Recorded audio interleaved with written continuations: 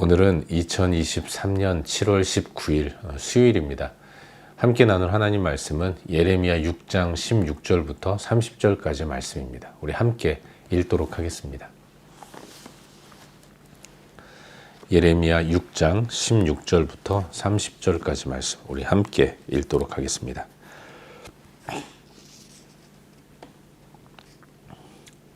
읽겠습니다. 여호와께서 이와 같이 말씀하시되 너희는 길에 서서 보며 옛적 길 곧 선한 길이 어디인지 알아보고 그리로 가라.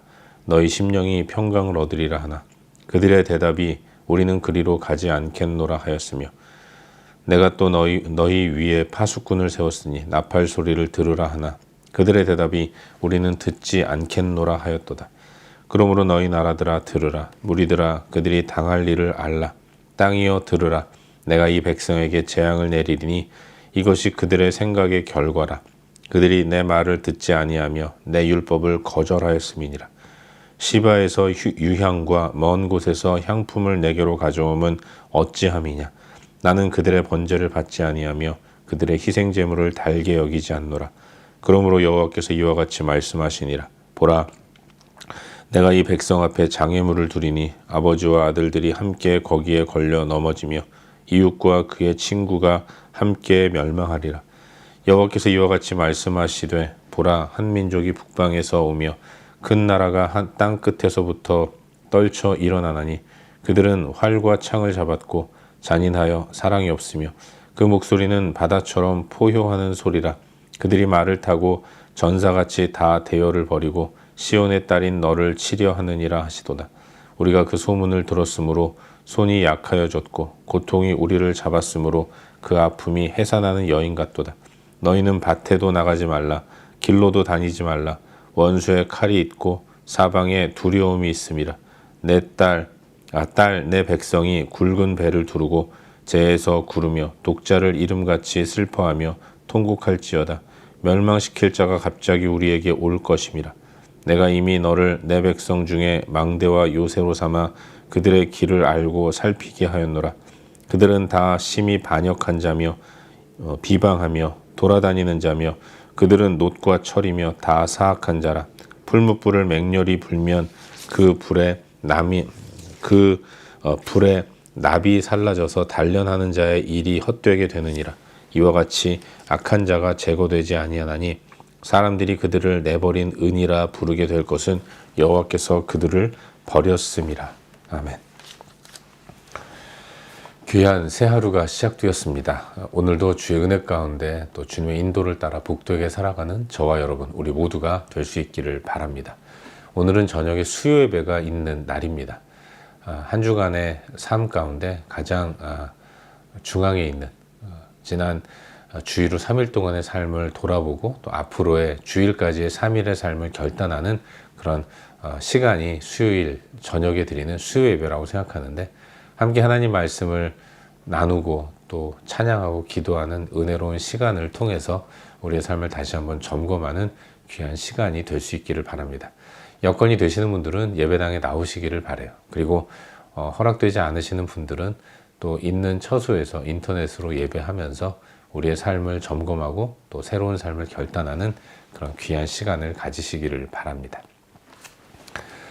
우리는 요즘 새벽 시간을 통해서 계속해서 예레미야서 말씀을 묵상하고 있는데 오늘은 어제 이어서 방금 읽은 말씀인 이 예레미야 6장 16절부터 30절까지의 말씀을 살펴보는 가운데 우리에게 주시는 은혜와 도전들을 함께 나누기 원합니다. 하나님께서 선지자들을 통해서 자기 백성에 전하시는 메시지는 경고입니다. 그만큼 하나님의 백성 이스라엘은 늘 하나님 앞에서 잘못된 길로 가는 일이 대단히 많이 있었다는 거죠. 근데 하나님은 경고만 하시는 것이 아니라 돌이켜 회복할 수 있는 대안을 항상 허락해 주신다는 거예요. 그리고 그럼에도 불구하고 거부하고 따르지 않을 때 임하게 될 처참한 결과 또한 말씀해 주고 계시는 분이다라는 것을 알 수 있습니다. 그걸 깨닫고 돌아오기만 하면 하나님은 우리를 받아주시고 우리 가운데 평안을 주시는 분이라는 것을 성경은 끊임없이 말씀해 주고 계신 것이죠. 하나님은 범죄한 유다를 향해서 옛적 길, 곧 선한 길로 가라라고 명령하십니다. 그들이 가야 할 옛적 길이라는 것, 그건 하나님과 동행하며 인도하심을 따랐던 때의 일인 것이고, 역사적으로 얘기하면 광야 시대를 의미하는 것입니다. 주변에 아무것도 없고, 그래서 오직 하나님만 의지할 수밖에 없었던 그때, 그 옛적 길, 그걸 선한 길이라고 하나님이 말씀하고 계신 거예요. 선한 길을 갈 때 선한 결과를 얻게 되는 것이고, 실제로 이스라엘은 선한 길, 하나님이 인도하시는 선한 길로 걸어갔을 때 가나안이라는 풍성함을 얻을 수 있었던 것입니다. 그걸 기억하면서 그리로 돌아가라. 하나님이 이스라엘 백성들에게 선지자를 통해서 도전하고 계신 것입니다. 하지만 이스라엘 백성들은, 유다 백성들은 그걸 거부합니다. 하나님은 파수꾼을 세우시고 나팔을 불게 하시며 옛적 길, 곧 선한 길로 돌아가라고, 돌이키라고 말씀하시지만 그들은 듣지 않았고 듣지 않겠다고 이야기하는 거예요. 그러니 심판을 받을 수밖에 없는 것 아니겠습니까? 듣지 않는 백성에게 임할 것은 재앙뿐인 거죠.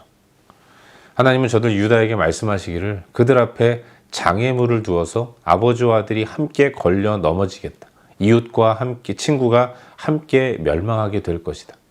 공동체 전체가 총체적으로 무너지고 걸려 넘어지는 징계를 받게 될 것이다 라고 말씀하고 계신 것입니다.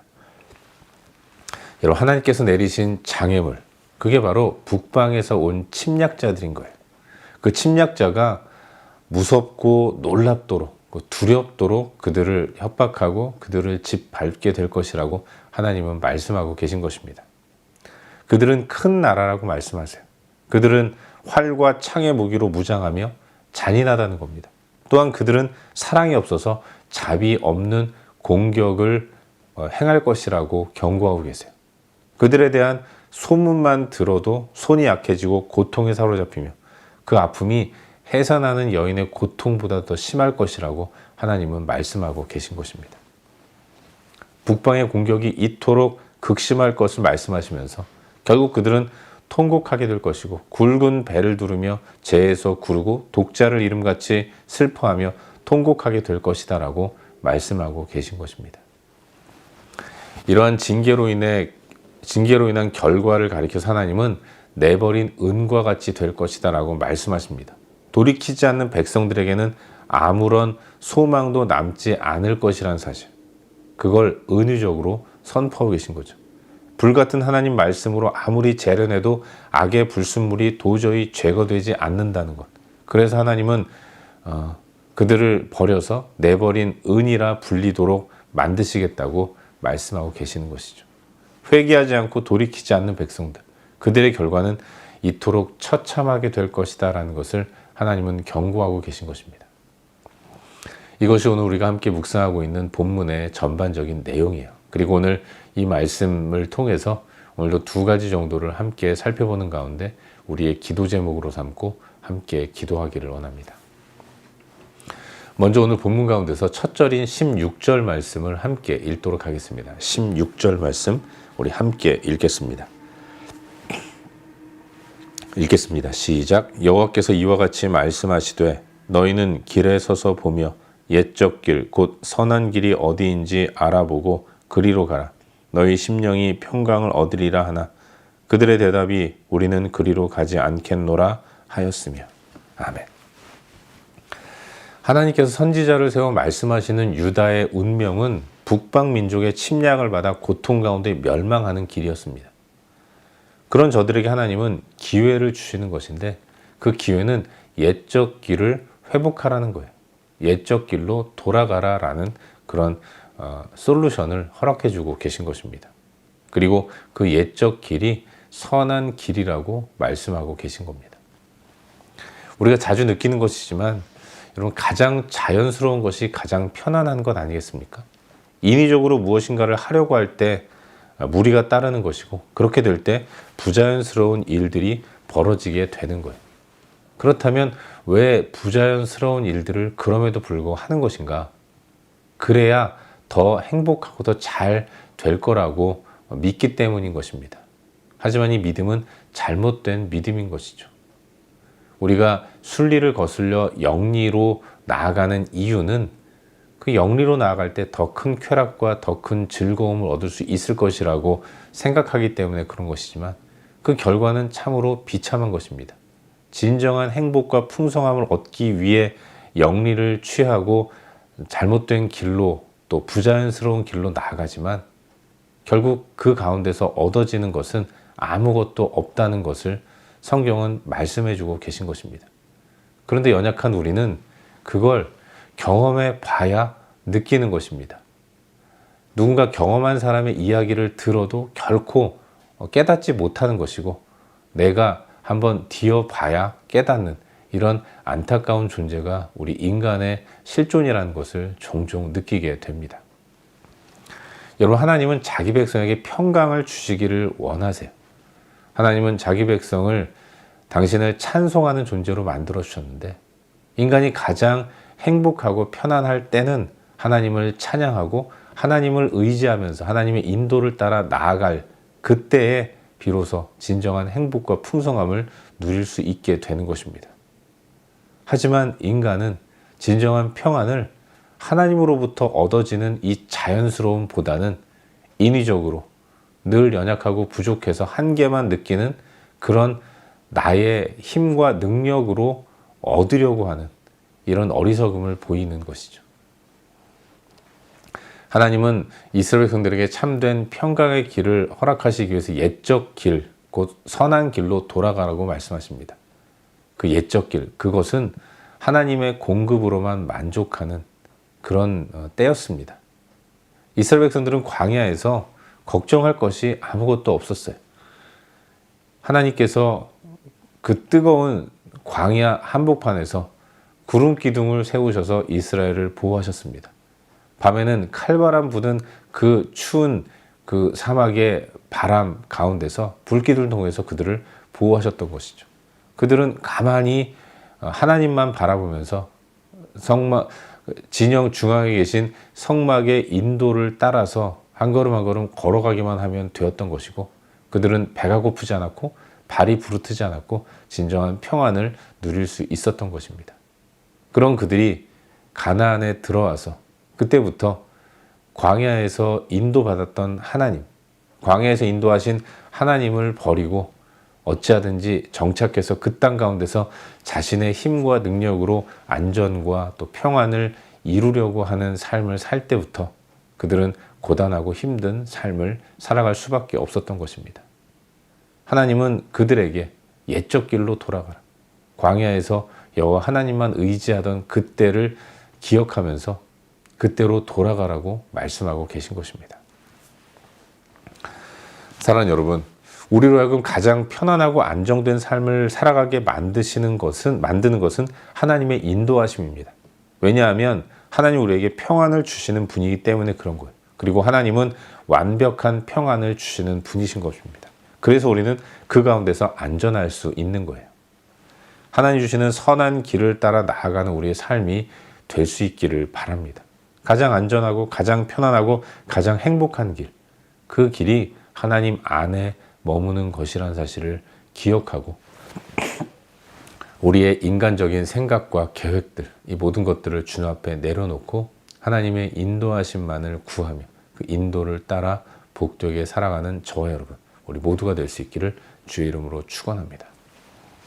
한 가지만 더 묵상하기를 바라는데요. 오늘 본문 가운데서 우리 다 같이 20절 말씀을 함께 읽도록 하겠습니다. 20절 말씀 우리 함께 읽겠습니다. 시바에서 유향과 먼 곳에서 향품을 내게로 가져옴은 어찌함이냐? 나는 그들의 번제를 받지 아니하며 그들의 희생 제물을 달게 여기지 않노라. 아멘. 여러분, 자주 말씀드리지만 유다는 늘 책망받을 때마다 억울하다고 느꼈어요. 그들은 하나님을 섬겼다는 것입니다. 할 만큼 했는데 왜 우리가 이 고통을 받아야 하고 어려움을 당해야 합니까? 라는 것이 하나님을 향한 이스라엘 백성들의 일관된 항변이었고 또 어필이었던 것이죠. 여러분, 이스라엘은 시바에서 유향과 먼 곳에서 향품을 가져와서 그것으로 하나님께 드리며 희생 제물로 삼았고 번제를 드렸어요. 이런 먼 곳에서 온 것들, 좋은 것들 아니겠습니까?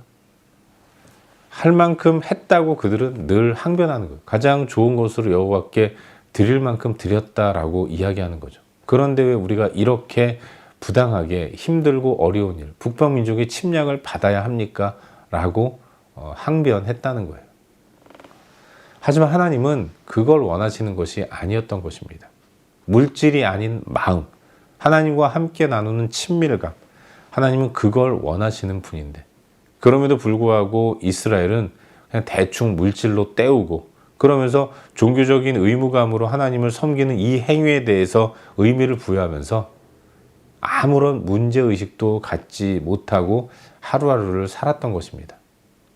안식일이 되면 하나님께 나아가 의무감으로 할 만큼 하고, 그리고 또 자신의 안전과 자신의 평안은 자기 힘으로 이루어내려는 이런 모습을 보였던 것이죠. 사랑하는 여러분, 우리가 그럴 수 있다는 것을 경각심을 가지고 느끼며 살아가야 합니다. 우리는 하나님 앞에서 새벽에 예배를 드리고 또 큐티를 하고 또 주일이면 하나님 앞에 나와 예배를 드립니다. 하나님께서 기뻐하시는 일이라고 생각되는 일들을 하는 거예요. 하지만 그 가운데 행위만 남고 마음이 없다면 하나님은 결코 그걸 기쁘게 받으시는 분이 아니십니다. 여러분, 하나님이 뭐가 아쉬워서 우리 예배를 받으시겠습니까? 우리 하나님은 돌들로도 찬양을 받으시는 분이에요. 그런 하나님이 우리에게 단순히 부족하셔서 물질을 바라시는 분도 아니신 것이고, 하나님이 감정적으로 외로우셔서 우리에게 찬양하라고 말씀하시는 것도 아닌 것입니다.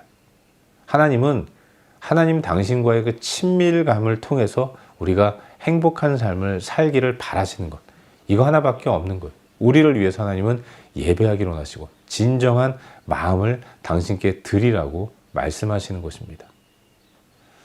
우리가 진정한 마음을 하나님 앞에 올려드리며 나아갈 수 있기를 바라요. 그 가운데서 더욱더 주의 뜻을 따라 나아갈 수 있기를 바랍니다. 하나님이 정말로 원하시는 것은 제사, 제물이 아니라 순종하는 마음, 신뢰하는 마음, 하나님을 사랑하는 마음이라는 사실을 기억하는 가운데 우리 삶의 주인 되시는 주님께 주재권을 인정하고 범사에 그분의 하나님 되심을 인정하면서 하나님의 인도가 내 삶에 가장 유익하고 풍성한 선한 길이라는 사실을 확신하면서 오늘도 그 하나님을 온전히 따라가는 저와 여러분, 우리 모두가 될 수 있기를 주의 이름으로 축원합니다. 기도하겠습니다. 함께 기도할 때 오늘도 주신 말씀 붙들고 기도하기로 하는데요. 하나님, 오늘도 온 마음 다해 주를 섬기게 하여 주시옵소서. 주의 길을 따라 살아갈 수 있도록 은혜를 베풀어 주시옵소서. 이 시간 말씀 기억하면서 함께 기도하기를 원합니다. 또 기도할 때 우리의 중보가 필요한 여러 영역들을 위해 기도하시고 각자 개인적인 기도 제목까지 기도하시다가 일상의 삶의 자리로 나아가도록 하겠습니다. 함께 기도합시다.